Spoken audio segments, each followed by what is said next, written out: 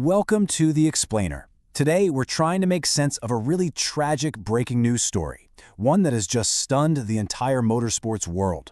It's about the life and now the legacy of a true NASCAR legend, Greg Biffle. So the day started out, just like any other. But then it was just shattered. Reports started trickling out of North Carolina. At first they were confusing, but they were definitely deeply alarming. And really, this was the question on everyone's mind. What happened to Greg Biffle? Because these initial details, they were just fragments, pieces of a puzzle about some kind of aviation accident that morning, December 18th. Okay, so the first alerts started popping up around 10:15 in the morning, and pretty quickly, local officials confirmed there had been an, quote, aircraft incident at the Statesville Regional Airport, which is just a little north of Charlotte. And then things started moving fast. A really huge detail surfaced. He had the FAA registration records, flight tracking data, airport officials. They all started connecting the dots. The plane, with the tail number N257BW, was linked to a company called GB Aviation Leasing. And that company, it's directly affiliated with the racing star himself. As soon as emergency crews got to the scene, it became just tragically clear how severe this was. The North Carolina State Highway Patrol confirmed there was at least one fatality, but some local reports were already saying as many as 5 people had been killed. Now, at this point, we have to remember no names, no official identities had been released yet. So, to really get why this news hit so hard, why there was this massive outpouring of concern, you really have to understand the man at the center of it all. I mean, just look at this timeline. It shows a truly remarkable and really rare career path in motorsports. Biffle, he didn't just show up to compete. He dominated, and he did it at every single level. We're talking Rookie of the Year, then championships in 2 different series. His career was just this relentless climb, and it all led to the ultimate honor just last year when he was named one of NASCAR's 75 greatest drivers. Just incredible. And it wasn't just about those big championship wins either. It was about his incredible versatility, his consistency. 19 wins in the top-tier Cup Series alone. That kind of consistency is just undeniable. But here's the thing that really sets him apart. Biffle was part of this super exclusive club. See, winning a race in all 3 of NASCAR's national series, that is an incredibly rare accomplishment.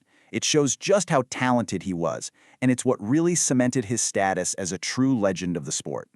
But, his life was so much more than just speed and checkered flags. He was a skilled pilot, a really generous philanthropist, and, most importantly, he was a completely dedicated family man.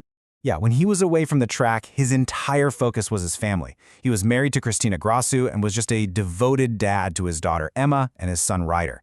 And if you followed him, you know this. His social media wasn't just about racing. It was this little window into his family life, and you could just tell it was his greatest pride. And this is where the story becomes so deeply tragic. Biffle used his love for flying to help people. He was a licensed helicopter pilot, and he would personally fly these relief missions after Hurricane Helene, bringing critical supplies to people who desperately needed them. And the irony is it's heartbreaking. The very skill he used to save others was tragically at the center of his own final day. So, as the hours of that awful day dragged on, all those initial fears, all the speculation, it all started to give way to a reality that was just heartbreaking. Honestly, unimaginable. And then came the confirmation. The terrible news came from his friend, the internet personality Garrett Mitchell, who you might know as Cletus McFarland. He posted this message, and it takes your breath away.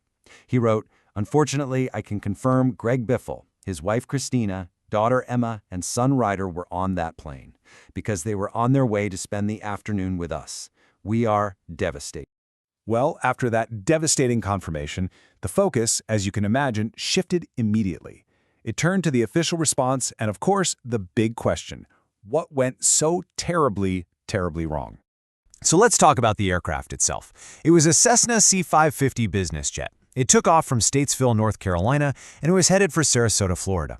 But here's the really crucial detail. Flight path data shows that the plane turned around almost immediately after takeoff. It crashed while trying to get back to the airport. The official response was, as you'd expect, massive and immediate. You had a huge multi-agency effort on the ground. The airport was completely shut down. And then the FAA and the NTSB, that's the National Transportation Safety Board, they launched what they call a GO team to start the really difficult, painstaking work of investigating the crash right there at the site. So when you're faced with a tragedy this sudden, this profound, how we choose to remember Greg Biffle becomes the final and maybe the most important part of the story. Because he was so much more than just this final tragic headline. He was a champion on the track, a hero in the sky when people were in crisis, and a loving family man. The ultimate heartbreaking tragedy here is that the very same passion for flying that let him help so many people also marked the end of his own journey. His legacy, it's not just in the trophies on a shelf. It's in the life he lived. And it's a life that's a stark reminder of just how fast everything can change and how vital it is that we remember the real person behind the legend.